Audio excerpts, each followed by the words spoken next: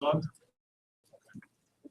morning, everyone, or good afternoon, everyone. Thank you for coming to our graduation, Class 1 of 2015 of our STARS program. STARS stands for Stability Through Assistance, Resources, and Support. I always have to look at that to make sure I say the right words. Again, I thank you for coming. I'm Captain Baker of the Clark County Detention Center. I'll be your MC for this event.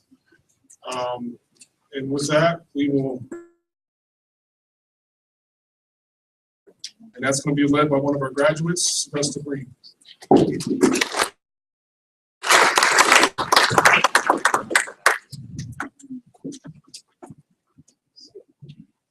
Allegiance to the flag of the United States of America and to the republic for which it stands, one nation, under God, indivisible, with liberty and justice for all.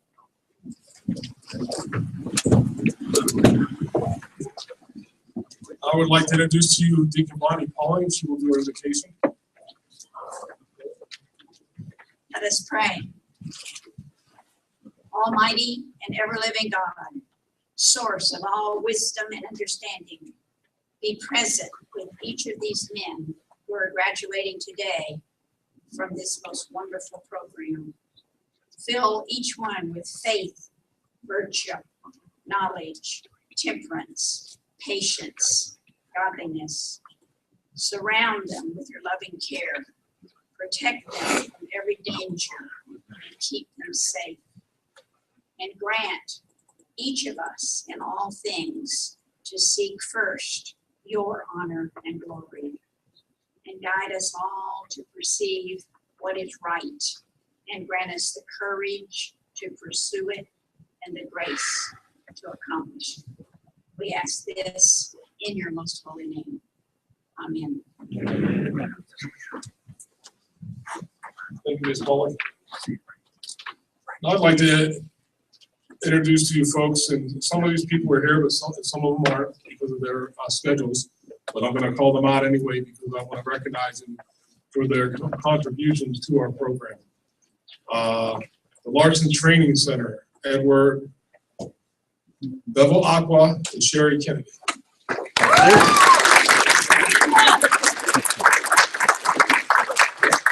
The Larson Training Center has been a partner with us from early on. This is a facility that we're in, so again, thank you for all your support for this graduating class and our last one. This is our second class since we began STARS late last year. Hope for Prisoners Community Counseling Center, Ms. Sable, Cognitive Group.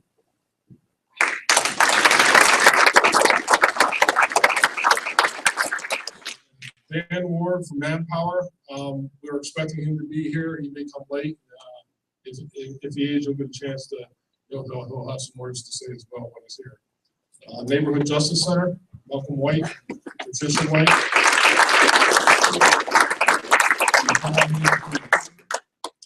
Help Southern Nevada. They help dress some of our graduates in the clothing that they have here today. For some of these gentlemen, this is literally their first suit. And I don't know if you can remember, but I remember the first time I had a suit. I hated it. It was a couple of things.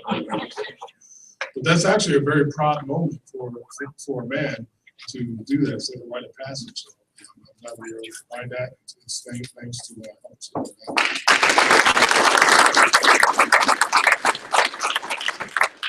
some of our housing folks that are providing housing for some of our graduates, whether it's this class or future classes. Freedom House, Beacon House, and Thompson House.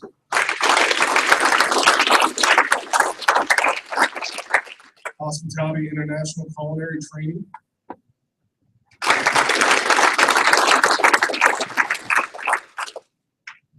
Crystal Slaughter, Chuck and Bill from Teamsters 631 Convention and Construction.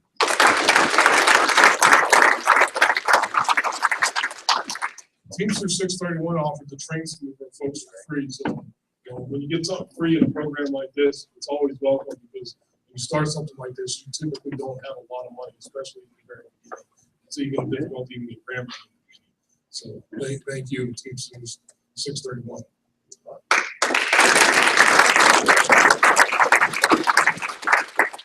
House Arrest Officer Dixon, Sergeant Tromba, Yolanda, and Mary.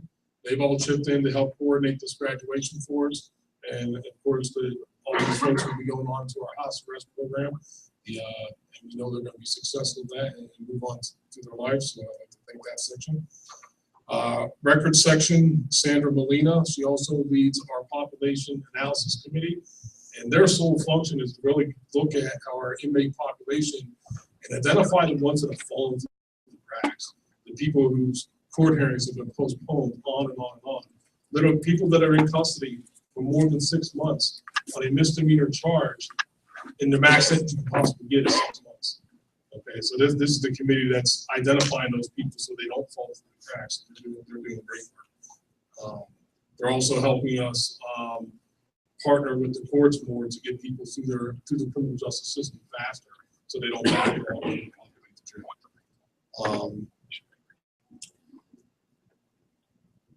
And DJ from UNLV student, she was over here. Thank you.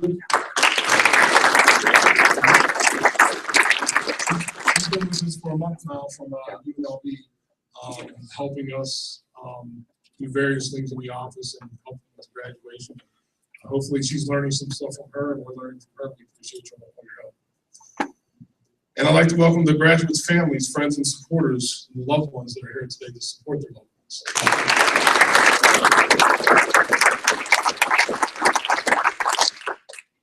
And you've already met Bonnie Polley, but we'd like to give a great shout out. Bonnie's been a great supporter of the jail for many years. She volunteered at the jail, I want to say 15, 20 years or more before we actually started paying her. And she's been with us for what, over 30 years?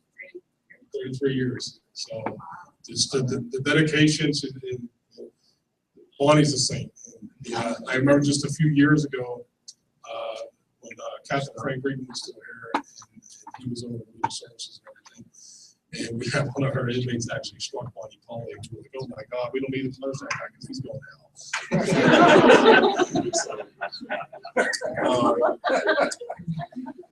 I'd also like to welcome back, I see at least one student in the audience from the last class that graduated. So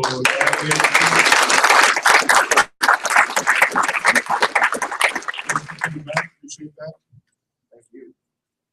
And then I'd like to introduce the people that are on stage with me. I've already introduced Decon Jon Polley. I'd like to introduce the CEO of Hope for Prisoners, and it was his program to the partnership that Officer Drew developed with his program, Hope for Prisoners, that led to the STARS program. He's a big part of that program. So without further ado, I'd like to introduce Jon Ponder. And then to my right, my new boss, Deputy Chief Charles Hank. Charles Hank, you know, I've had a few conversations with him over the years, heard him speak in our action meetings and whatnot. I have a great deal of respect for him, and kind of feel a kinship with Deputy Chief Hank because we have very similar backgrounds. And he's going to get up here in a few minutes and speak, and I don't know how much his background is going to go into. But when he talks about his childhood and things that he's gone through in his life and this and that, I'm like, oh yeah, I get that. So it's great to have him in the jail with his vast experience throughout Metro and bringing that into the jail. So without further ado, I'd like to introduce, he's going to say a few words. Chief Charles.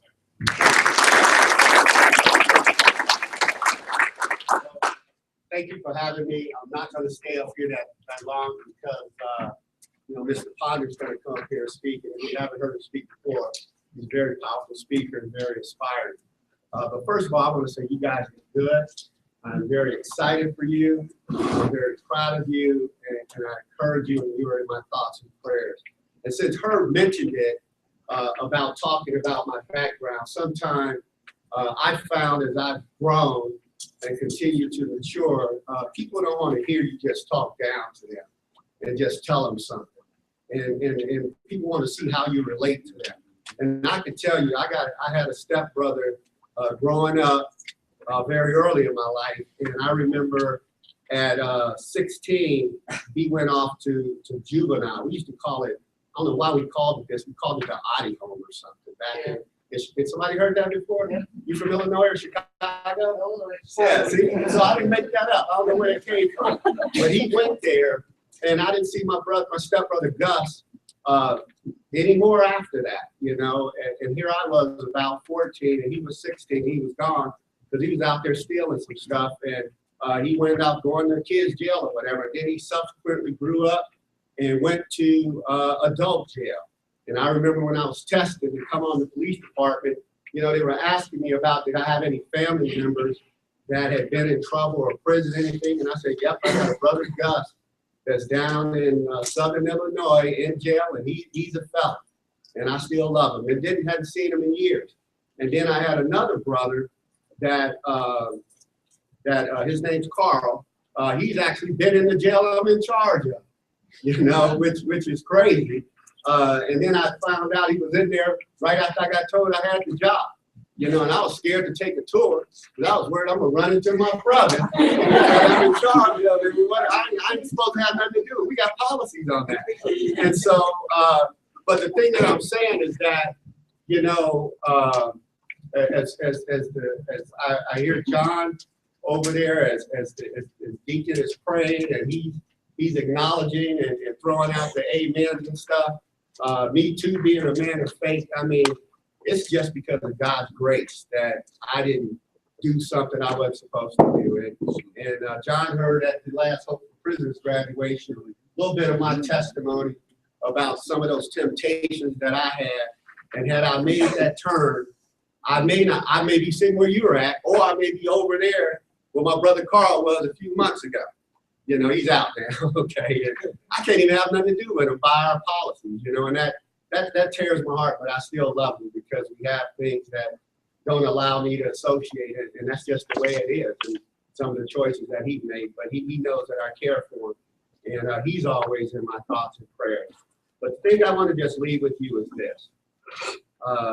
You decided to make a turn and take a different road, okay? And sometimes we go the wrong way, and the best thing we can do, and we as men sometimes don't do this, but we need to pull over, stop, gather ourselves, and turn around. And you may have went a long way out of your way, but you can still get to where you're supposed to be going, and you get there the right way. And sometimes it may take a little bit more time, but you're not defined by your past, okay? God is a God of restoration, okay? And you will and have started to turn it around. So stay on this road. It might be a little more challenging. It may not come as fast as you like, or things may not be there the way you like, but remember, Officer Drew, remember your family. There's people out there that love you. There's people out there pulling for you. And don't put yourself on an island. Get away from those naysayers and surround yourself with those positive folks who are going to help you continue on in your journey of restoration. So I wish you success. You will definitely be in my thoughts and prayers, and I'm just very excited and proud of you. So congratulations.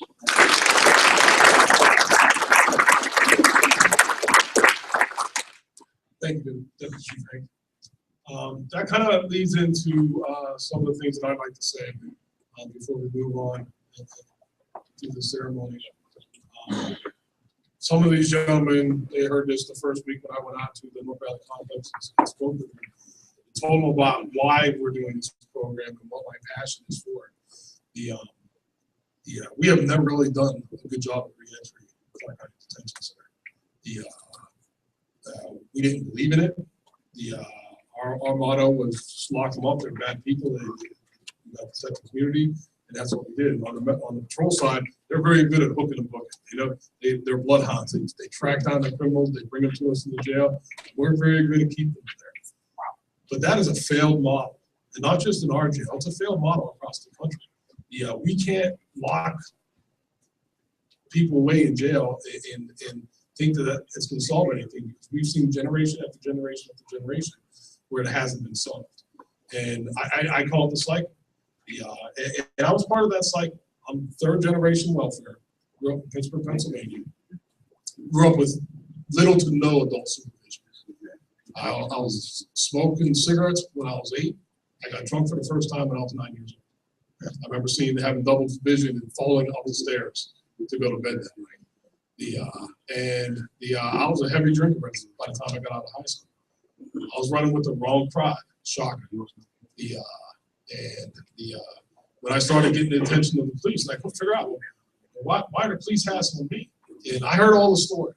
And understand, I grew up like most people in the type of neighborhoods that I grew up. We didn't like the police. We hated the police.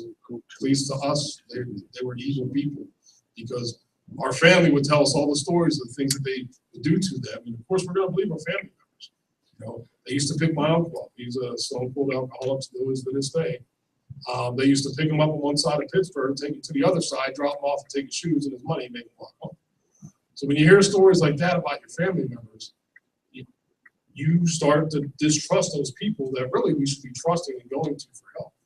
And you see it even in the Las Vegas community, where those communities won't reach out for help because they don't trust us.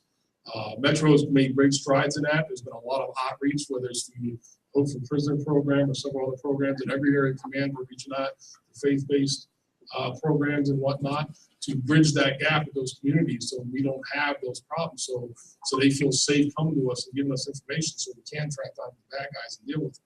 But once you have them, what do you do with them? Locking them up isn't solving the problem.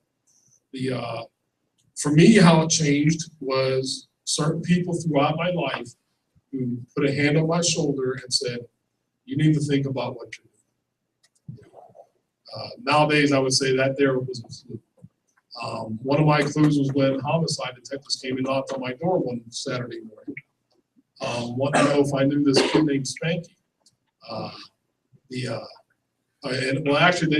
name was Norman something, and that's what they asked me. I was like, I have no idea who you're talking about. They said, well, they call him Spanky. I'm like, oh, okay, that's Spanky. Never knew this kid's name, even though we ran in similar crowds and all that. Well, he had this party.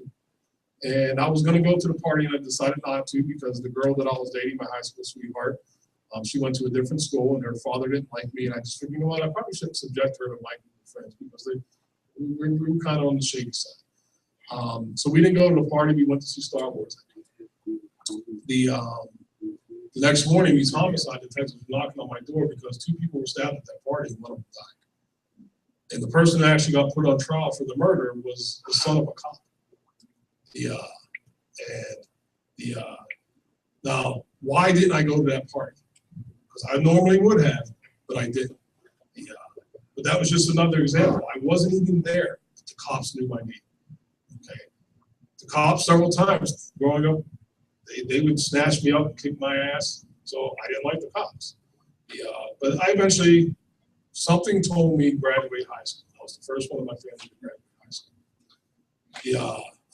Probably one of my proudest moments in my life to be able to get my diploma and see my mom in the stadium seating, and for her to know that one of her children was the first in our family to graduate. That's a big deal.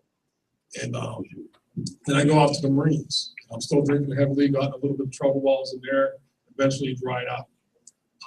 Had I not dried out, I probably would have gotten kicked out. So again, it was people in the Marine Corps, my squad leaders, my platoon commanders, who pulled me to the side and said, look, you're messing up. You need to stop doing this stuff. You need to go in a different direction. I get out. I end up in Vegas looking for work. I find work. And I'm working as security at the Fremont. I meet my wife. She was pregnant with twins. And yes. And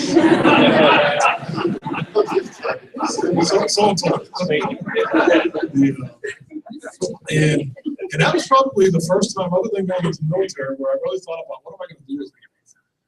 I had tested for Metro twice already, and because that was the thing that you did when you worked security in Las Vegas. They posted the applications and announcements in all the security offices, and people just tested for Metro. That's what we did. The first time I tested, I did well on the written, and I was supposed to come back in 4 hours for the physical fitness test, and I didn't show up. I was pretty fit back then. I was 185 pounds soaking wet, probably about 1%, 2% body fat, running 6-minute miles. So why didn't I show up? I didn't show up because I didn't like cops. So I certainly didn't want to work for them. The second time I made it through everything, and I just had to do the oral. And I was dressed. I showed up down at the personnel building, which was down here on I think it was 6th and Fremont. And I was outside the door. All I had to do was go in and do the interview. I would have passed. I probably would have ended up in the police academy. I turned around and went home. Okay, because I still had that hatred, that frustration. And I had run-ins with the police when I first moved to town. I remember when I was moving into my apartment, I was in a great area of town. When I first moved here, I was staying at the Peter Pan Motel at 13th and Fremont. Familiar with it. So after I paid for a month's rent, me and my best friend who came out here with me, we had $180 between us and no jobs. So we went to where we knew we could walk to the casinos to put in applications and stuff like that, so I wouldn't have no gas in the car. But after I got my first job and we got a little bit of money, we moved on to 21st and Sunrise. Another great area of town. And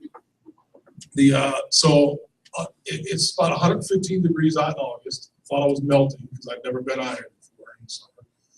I got shoes on, no socks, pair of shorts, no shirt. I'm walking up. The only thing I have on me is a quarter for the payphone.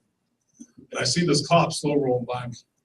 I'm like, this and stop. And so I just keep walking up toward this payphone that I was headed to. And then I hear the screeching of the tires. And I look back and literally had to jump out of this cop car's way because he almost ran me over as he pulled up onto the sidewalk where I was standing. So, I learned enough from, the couple of meetings that I took back in Pittsburgh that don't move, don't say anything, be respectful, and just do what it takes. I just kind of stood there. And when it was all said and done, he was like, what are you doing? I'm like, going to use the payphone that literally at that point was about 10 feet from me. So I was able to say, I got my quarter, I'm going to use the payphone. What are you doing down here? Back then, that neighborhood was predominantly black, a lot of gangs, a lot of drugs, prostitution. So I guess me and a white boy was kind of out of place. I explained when I was doing that I was calling the phone company so they could hook up the phone to my apartment. Where's your ID? It's back at the apartment. You're welcome to come back and see it. And when it was all said and done, he was fine. He left me alone. Then I asked him, why'd you stop? Oh, you look like someone we're looking for. Yeah. I didn't believe that for a second. But then fast forward, my wife's pregnant with twins, and I see the announcement for corrections officer for Las Vegas Police Department.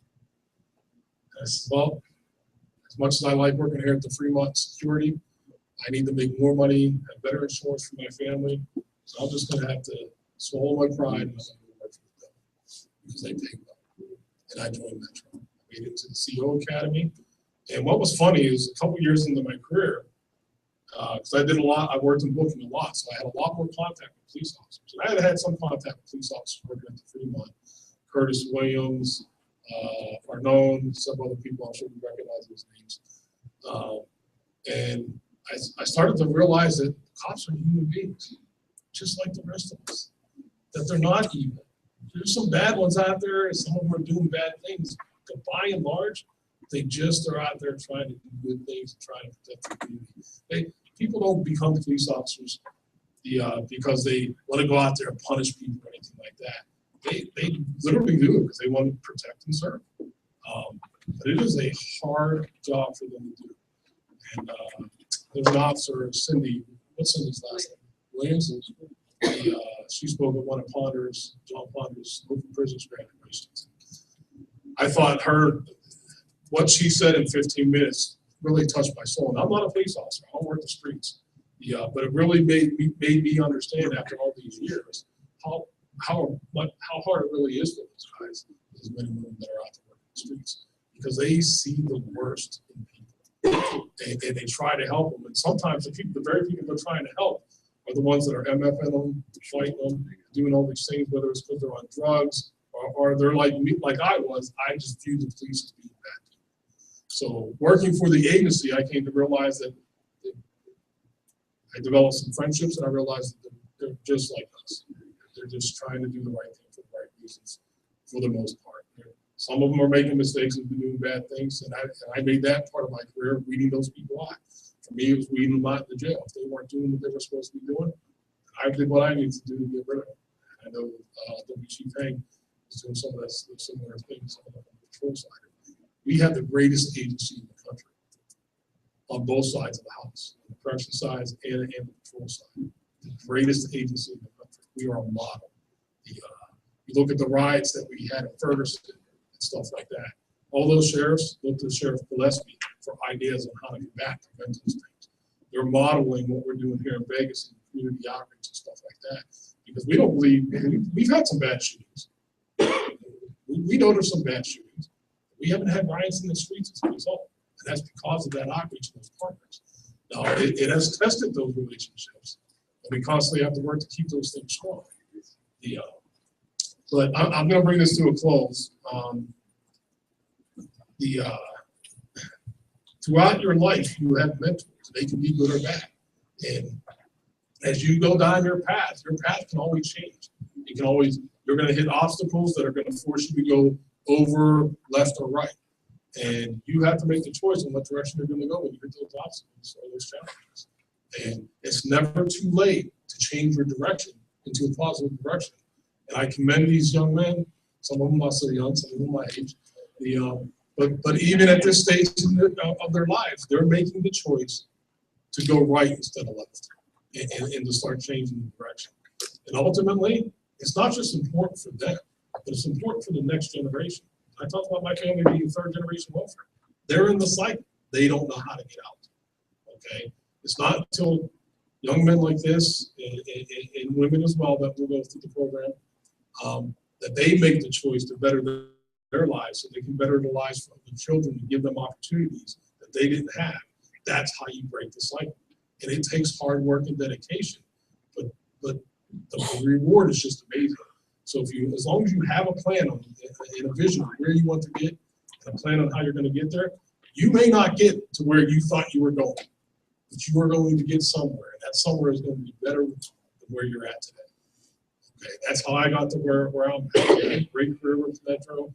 I've excised a lot of demons. I don't view the cops as the devil anymore. Built some relationships. Metro has given me a lot of things. They've helped me educate my children. I was the first to graduate high school, and I have 3 daughters, 2 that have already graduated college, and another one in college. Okay. The lives of my family going forward have completely changed from how it was in one generation. It doesn't happen overnight. It was an entire generation. Sometimes it takes more than a generation. But as long as you just keep trying to do the positive things and making good decisions for the right reasons, eventually things will work out. It's like what they say in AA, take it one day at a time. Before you know it, you have 90 days sobriety, and a year sobriety, and a couple years sobriety. This is the same thing. Just every day you have to get up and say, okay, what am I going to do to better myself and do the right thing today? So, with that, I'm going to get off my soapbox and move this along. I appreciate you giving me the time to speak. I'm going to introduce Officer Sissy Drew. We call her Sissy, she prefers that. Officer Drew, we put her in re-entry just about 2 years ago now.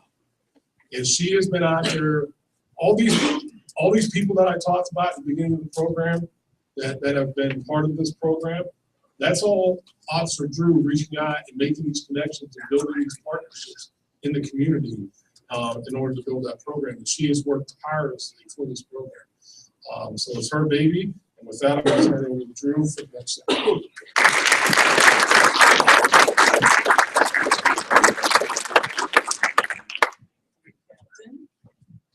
Thank you all for coming out and supporting my brothers, my sons, cousins, whatever you want to call me. I'm part of your family. Thank you, family, for coming to support them, because they need you as much as you need them. And thank you to all the partners again for supporting what we're trying to do. Not trying, we're actually doing it. We appreciate it. We do have 2 now. We have 2 former class members. Richard, raise your hand. He snuck in on us.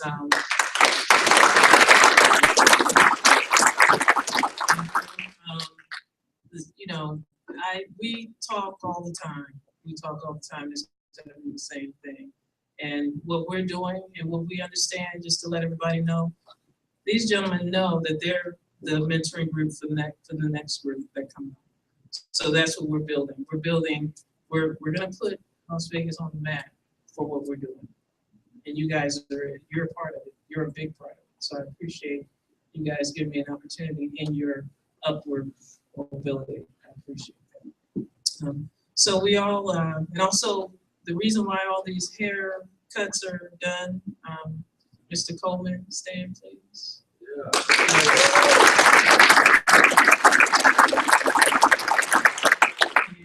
He said, also Drew, I can do this, okay, this will be my part. He stepped up and he wanted to really, jump out there and let these guys know that he's gonna be there for them. And I believe they understand what and they feel that, or at least your haircut showing that. Okay, so we do have a poem. We have another student who approached me and said, I have some things on my mind. I want to dedicate this to my brothers in the class. And so I didn't understand this student at first because he likes to ask questions. And in our line of work, questions mean what? I'm done. We moved on. But when I talked to his mama, I understood him because his mother's very detailed. She wants to know what's going on. She wants to know. And I understood because of his experiences in life. A lot of times, I'll cut it, but a lot of times we working at jail for 12 hours, we don't get a chance to learn the guys. We don't. We just know we have to, this is what we have to do, 12 hours, we're done. So when I began to really work with you and see your history, who else, when I mentioned that one of you guys is, you have experience in military, you've worked on flight lines, people, officers, wide eyes, what? They do? So we're bringing that back out because we need that in this community, in this society. We need that person. So I want to know that whenever Andrew's having a rough time, like when Andrew feels like calling me, have Andrew call me. This guy, I don't know.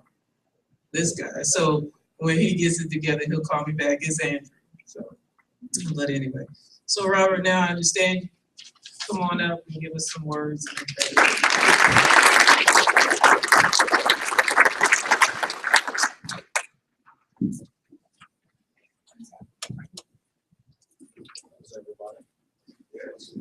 Well, this is called our deepest fear. Our deepest fear is not that we are inadequate. Our deepest fear is that we are powerful beyond measure. It is our light, not our darkness, that most frightens us.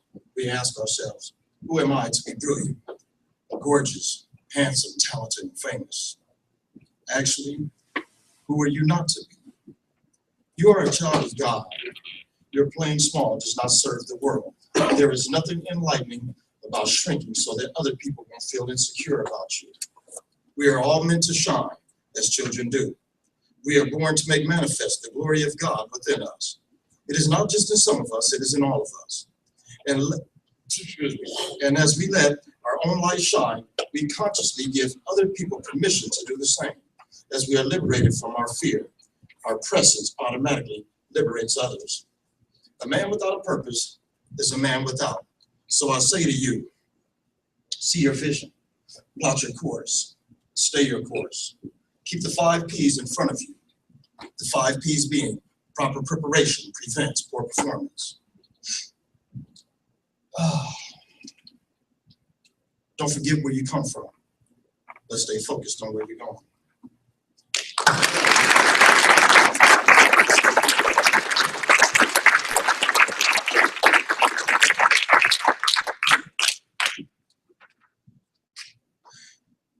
Now I'd like to turn us over to our guest speaker.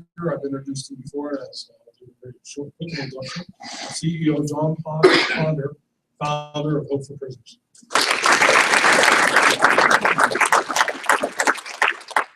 Good afternoon, everyone. I'm going to tell you graduates, you guys look like you're shining. Looking forward to karat gold. I want to thank the 24 karat. I want to thank the chief for coming out today, and Captain Megan, Officer Drew, for this incredible STARS program. My heart is really blessed even seeing this, because some time ago when I was coming through the detention center, these things did not exist. So my hat goes off to you, and I tip my hat to you for what it is you guys are doing. So thank you. Can we give them a gigantic round?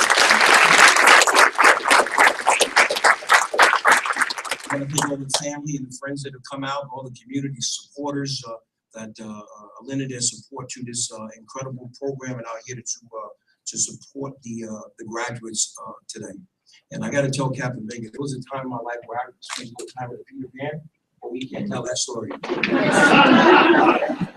So as Captain Baker introduced you, my name is Jon Ponder. I'm the founder and CEO of the reentry program that work with men, women, and young adults that are coming out of the system. But I was not always who I am today. 3-time convicted felon, coming in and out of the system since I was 12 years old. And I stand before you very proudly to encourage you that if I can do it, you can do it too.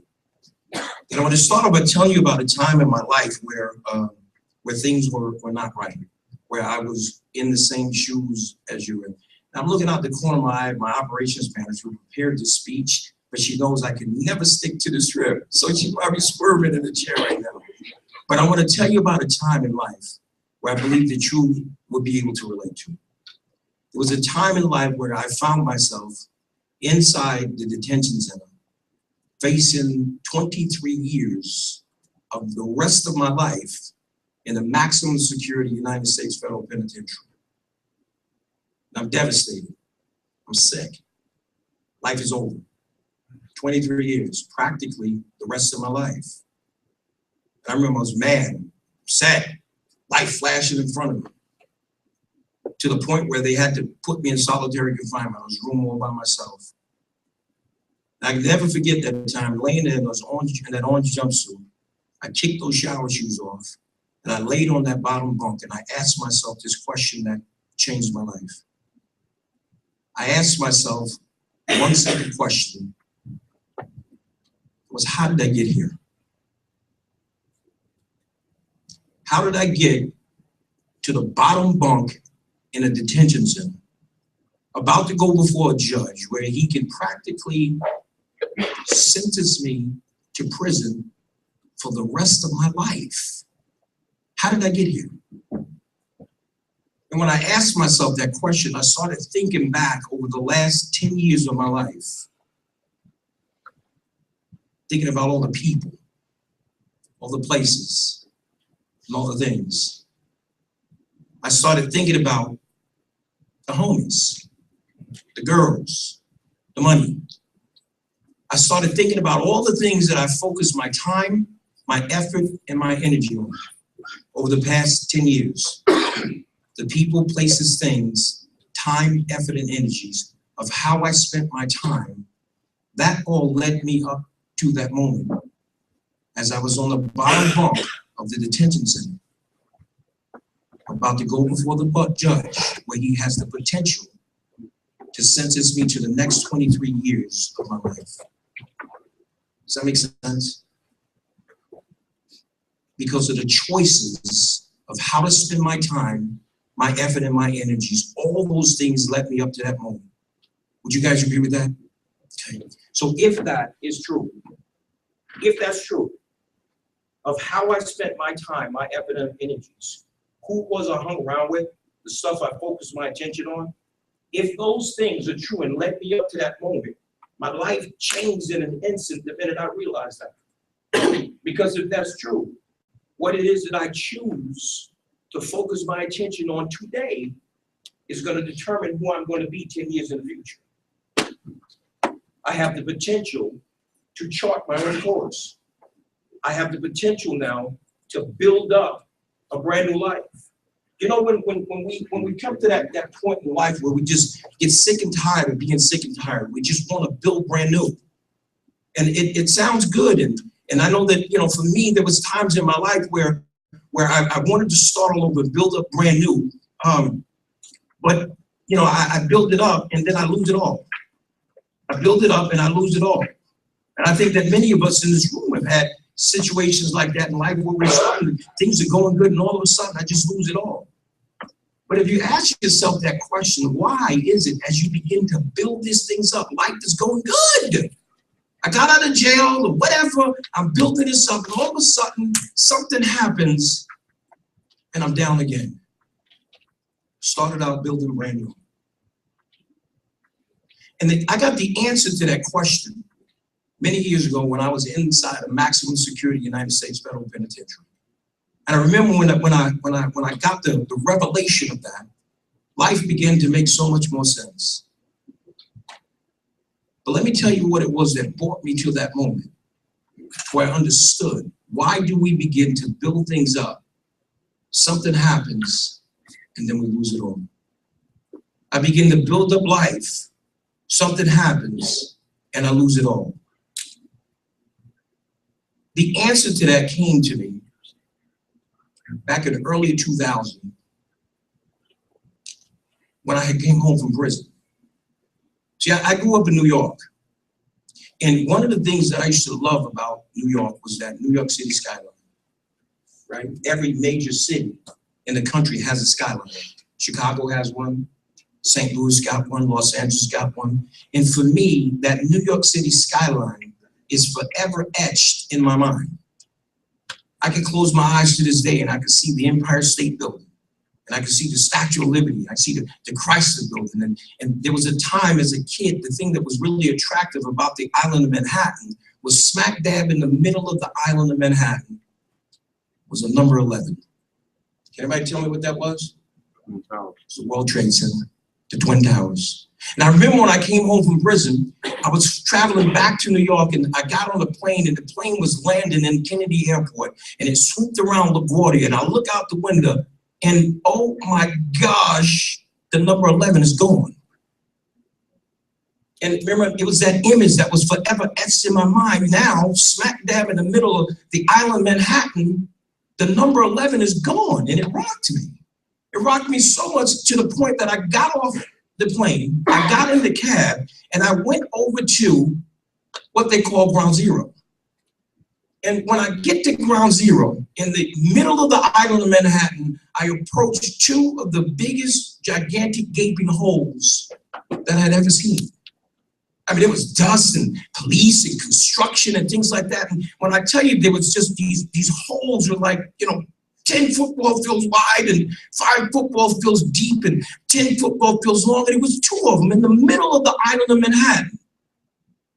And I didn't really pay attention to it. The construction and bulldozers down in and construction workers nailing plywood up around the perimeter. And I didn't think anything of it. The dust stuff's off me. I come back to Las Vegas and I follow my case. Get sent to the penitentiary. And I'll never forget the time I'm laying in my cell and I'm trying to improve the caliber how I'm gonna live my life. And I had a flashback to that moment when I realized what that was. And the reason why those holes were so long and so wide and so deep was that the builders of the World Trade Center knew that they were about to build something magnificent. And the reason why they had to dig the hole so deep is because they had to lay a foundation. Because they knew that what they were about to build on that foundation was something magnificent. And sometimes when we're in life, we're moving fast, we build it up, we lose it all, because we never took the time to firmly establish our foundation. When I first moved out here in 1989, out here from New York, the real estate market was really, really hot. Houses selling left and right like crazy. Fast as the builders built them up, buyers were coming in, buying houses, and they're selling real fast. There was a subdivision down off of Boulder Highway, I'll never forget it. Subdivision down off of Boulder Highway. Builders come in, build up these beautiful tract homes. They built up these beautiful tract homes and they sold just as fast as they was building them. Buyers moved in and they were living in the house for, a year and a half. A year and a half later, the homeowners were coming home and they were realizing that there was a split in the sheetrock. They were realizing that the sheetrock was separated from the ceiling. So the homeowners got mad. They said they spent good money. They moved into this house. They spent good money. We're not going to take this. We don't deserve it. So they got together, had a meeting with the county commissioner. County commissioner, real smart guy, says, okay, listen, let's send the general contractor to the table. Let's have this meeting. Bring the general contractor in. the general contractor comes in and they told him to put the specifications on the table. Put the specs on the table. County commissioner, the builder laid them out. And he says, see, Mr. Commissioner, we built this to the exact specification of what the plans called for. We used the right size wood, we used the right nails, the right braces, everything we were supposed to do, we did. And everybody's sitting back scratching their head. They don't understand why it is that they were having a problem until the county commissioner said, let's call in the concrete guy. Concrete guy comes, he lays out his specifications. And he discovered he cheated. You see, at that time, the real estate market was real fast. Watch this. He was trying to make as much money as he possibly can, as quick as he can, and he cut corners. He didn't put the proper ingredients in the mud or the rebar. So on the surface, it looked pretty. It looked real good. To the point that the builder comes in and begins to build this beautiful house that looks good on the outside. Paint, shutters, doors, perfect. People move in. A year and a half later, what happened is the earth shifted. The house split. The storms of life came up against the house, and because of the force of the winds, the house shifted and it split. It had nothing to do with the building. It had everything to do with what was underneath the surface of the foundation. I believe that every man is in the journey who has started this new journey to building the brand new life. You have been provided with the tools to lay a foundation. And it's important that you have that foundation, because how many of you know that once you get out after today, you're gonna face some storms, right? They're gonna come. They're coming. How many of you know that after today, your earth is gonna shift? It's coming. But you have to always bring to your remembrance all the tools that have been already laid in your foundation, so when the storms of life come, it can huff and puff, but it'll never blow your house down. We're going to encourage you to make sure that you stay the course. Make sure that you stay the course. Is anybody ever, are you familiar with those big gigantic cargo ships? Everybody knows big cargo ships, right?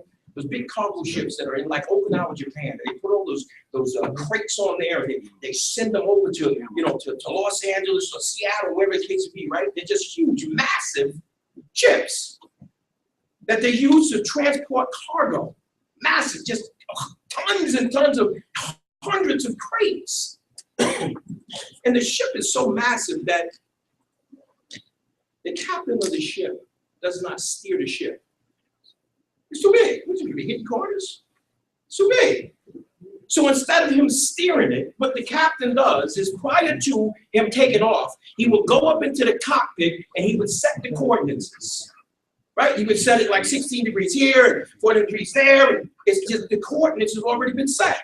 So when it's time for the ship to take off the next day, all the captain has to do is go upstairs into the cockpit, he hits a button, his ship's taking off. He doesn't have to steer the ship because the coordinates have already been set. He can go take a nap because it's just open waters.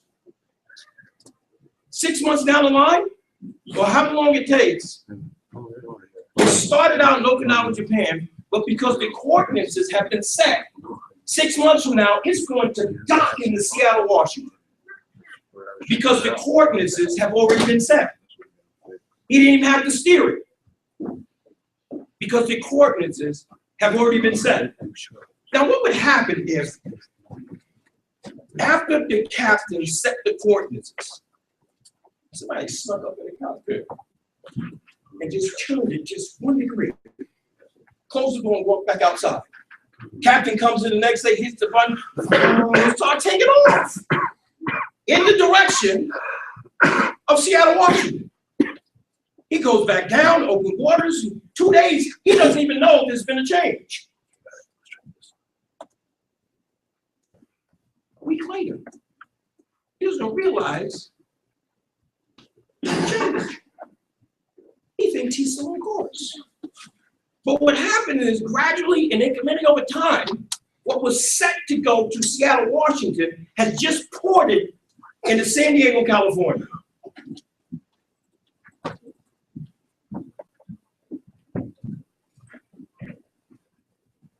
Because the coordinates have been changed. Just 1 degree. If you take the information that has been shared this week by these trainers, please understand, if you take one thing, stay the course, the destination will change.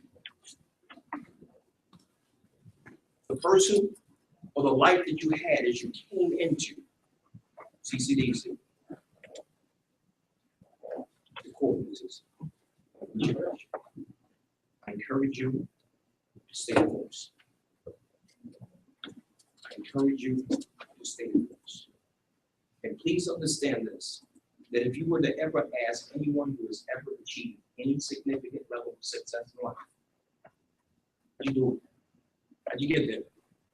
Jon Ponder, the CEO of Hope Prison, spent all this time, 3-time convicted felon, police on my brains. How'd you do it? How did you get to where you are in life? If that person is completely honest with you, he's going to admit to you this. He's going to admit to you that he did not get there by himself. He's going to admit to you that he had people that was in his life that was encouraging, pushing, pulling, dragging, counseling, advising every step of the way. Because he knows that his associations determines his destination.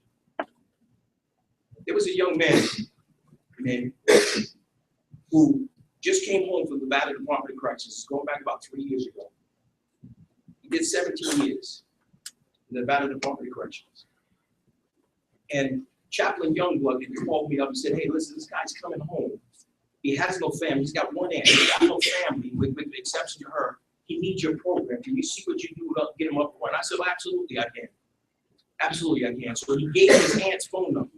So when the time came for him to be released, I called the telephone number, and I got no answer. 2 days later, I called the number again. I got no answer. A week later, I called because I don't want to give up. I'm like a pit bull. I'm on this thing now. Weeks later, his aunt picks up the phone. And I was like, yes! I said, hey, listen, this is Jon Ponder, Hope for Prisoners, and I'm trying to look for, I'm making his name Antoine. Look for Antoine. She said, well, Antoine ain't here, baby. And I said, hey, anyway I could do it. So let me get your cell phone number for him. And she went and got me the number. And I'm excited because I feel like I'm one step closer to Antoine. I'm one step closer to my friend, Chaplain Youngblood, and helping him out. So I called the number. I get no answer. 2 days later, get no answer. A week later, I call, the number shut off. Must have been like an Obama phone. So I'm calling a couple of times after that, and I'm getting no answer. The number's still not on. So like a month and a half later, right, I'm sitting at my desk, and something just told me to pick up the phone and give him a call. And so I picked up the phone, and the phone rang. I was like, yes! And Antoine picked up the phone. And I said, hey, Antoine, this is Jon Ponder, Hope for Prisoners. How you doing? You know what he said? He said, what up? Stay with me on this. And I said, hey, listen, we're a reentry program. We work with men and women. I got your information from Chaplain Youngblood, and I was going to see when you want to call. He says, I'm not.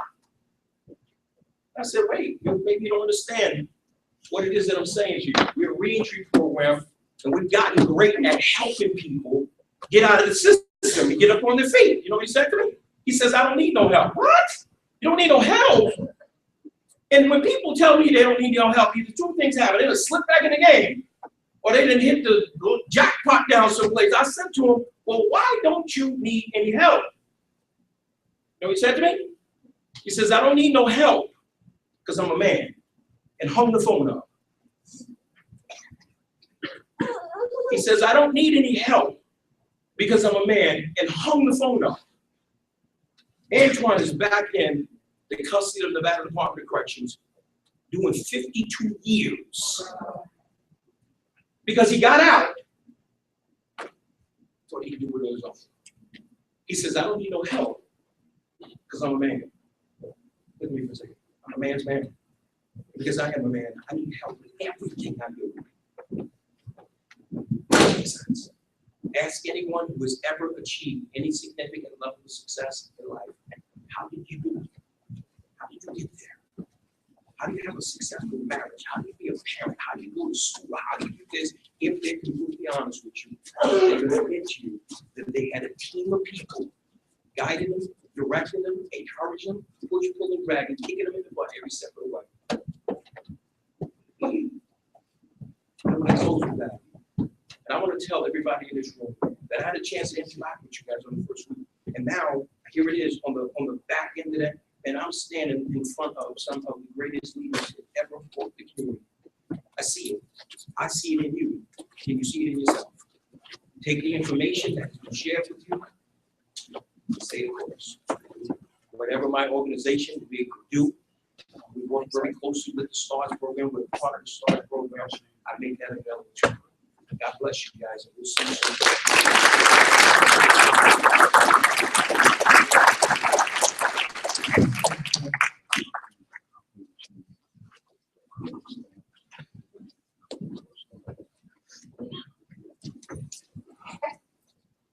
I'd like to introduce to you another one of our graduates. He's going to lead his fellow graduates in the STARS Commitment Pledge.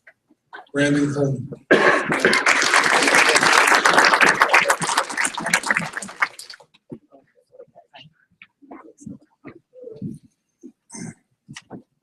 Hello.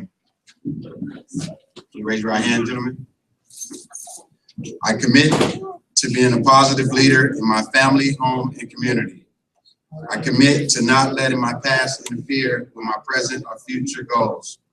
I commit to realizing my full and bright potential in all areas of my life. I commit to not transitioning from a broken, hollow vessel of my past and becoming the bright star of my future.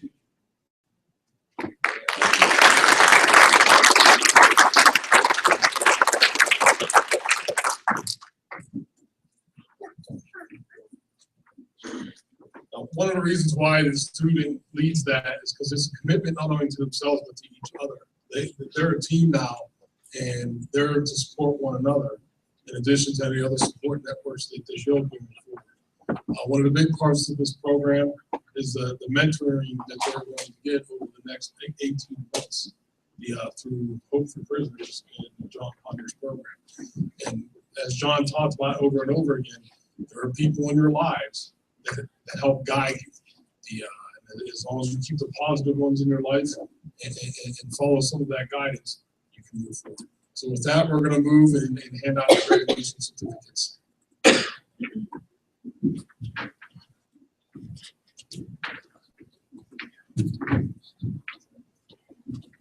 Okay, first student, first leader, Mr. Hunt.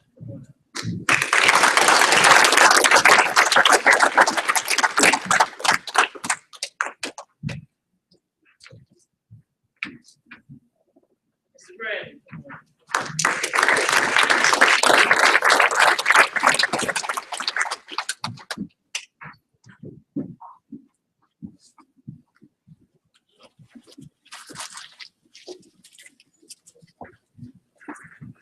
Eric Skipper.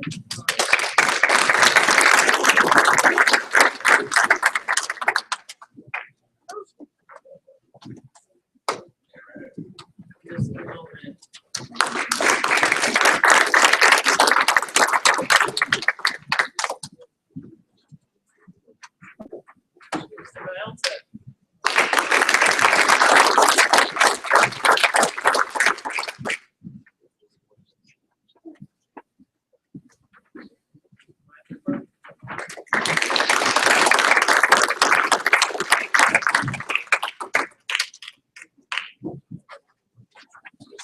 Lee.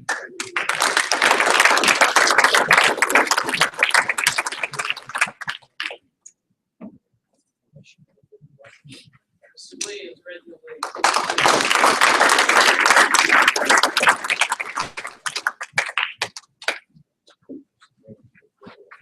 Mr. Brown Grant.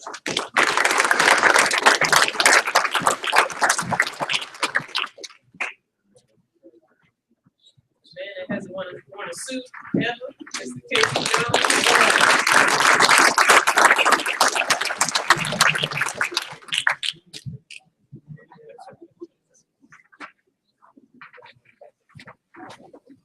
And our youngest and oldest in his spirit, Mr. Luis Delgado.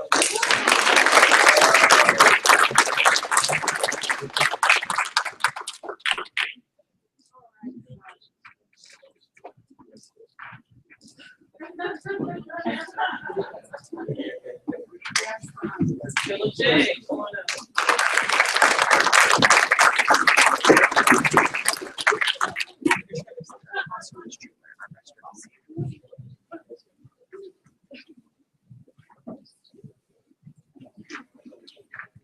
Brandon, come on up.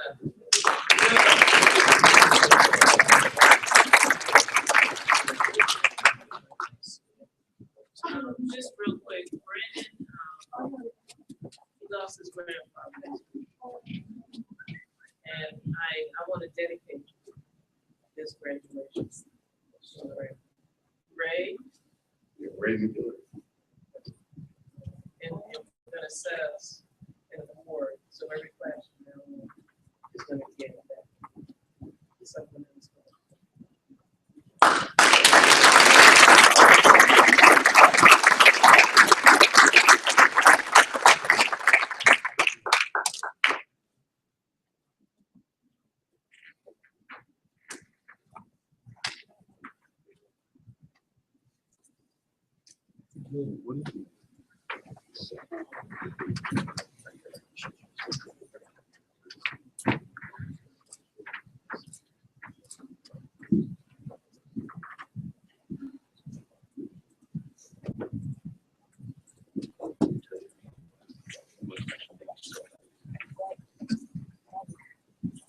With that, I give you graduating class stars, 1-2015.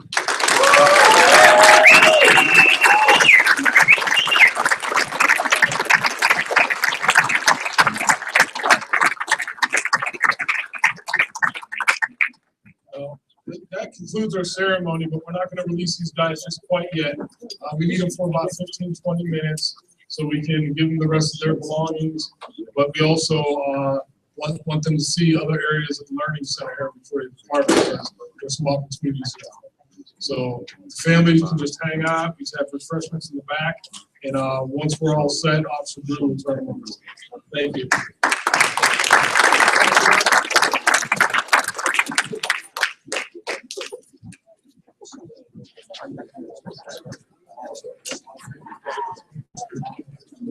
Really? You're fired. You're so fired. No way. Yeah, wait. To have traveling music on the door. No way. I'm the only one here, so unless they want to run it themselves, they can't get rid of it. Here. Take the card, man. Really. No, it's so funny. You shut up. All right, what is it for you, buddy? Polley? That was bad. Got a breadstick, everybody.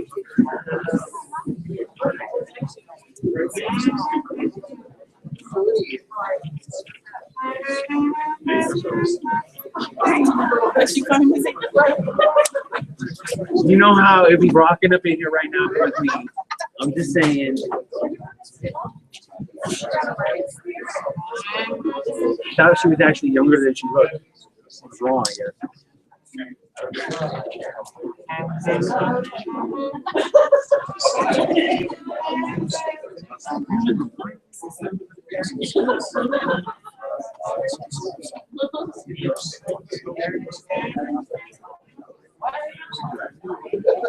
Yeah, right? Oh.